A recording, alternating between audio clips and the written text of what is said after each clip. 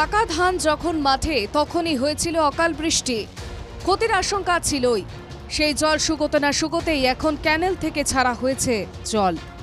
এ ক্ষতি কিভাবে সামাল দেবেন ভাবতেই পারছেন না কৃষকরা। বৃষ্টির জল হয়েছিল, বৃষ্টির জল হওয়ার পর ততটা ক্ষতি না করলেও ক্যানেলে যে ডিভিসি ক্যানেলে যে জল ছেড়েছিল ওই ক্যানেলে জল এসে বেশি ক্ষতি করেছে। এখন কি অবস্থা? এখন অবস্থা আপনার জলের নিচে সব ধান কাটাও যাচ্ছে না, মানে অর্ধেক ধান পচে গেছে, কিছু কিছু জমি পচে গেছে, বিঘের পর বিঘের জমি নষ্ট।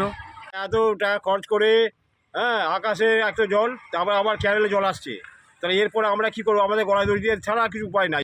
ডিভিসির দিকে আঙুল তুলেছেন আরামবাগ পুরসভার পুরপ্রধান।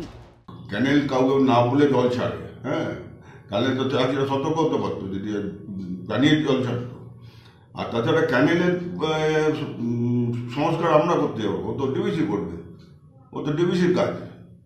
এই এলাকা দিয়ে গেছে দুটি খাল, একটি কানাদারকেশ্বর, এটি রক্ষণাবেক্ষণের ভার পুরসভার, অন্যটি এসেছে দামোদর নদ থেকে। চাষের জমিতে জল সরবরাহ করতেই এই ক্যানেলটি তৈরি। এটি দেখভালের দায়িত্ব সেচ দপ্তরের। পুরপ্রধানের দাবি তাদের কাজ তারা করছেন। খাল বলতে কোন খালটা?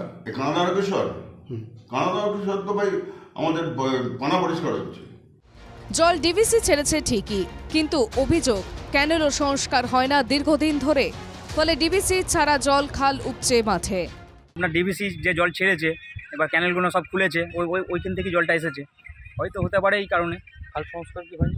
না, খাল সমস্যা তো হয়নি, খাল সব বুঝে খাল। আছে দায়িত্ব পালনের দাবি, আছে দায় চাপানোর খেলা, নেই শুধু কৃষকদের ফসলের নিশ্চয়তা। কখনো অকাল বর্ষায়, কখনো অজান্তে জল ছাড়ায়, খাল সংস্কার না হওয়ায় বিপন্ন আরামবাগের কৃষি ও কৃষক। আরামবাগ থেকে তুহিন সরকারের রিপোর্ট, এনকেটিভি বাংলা।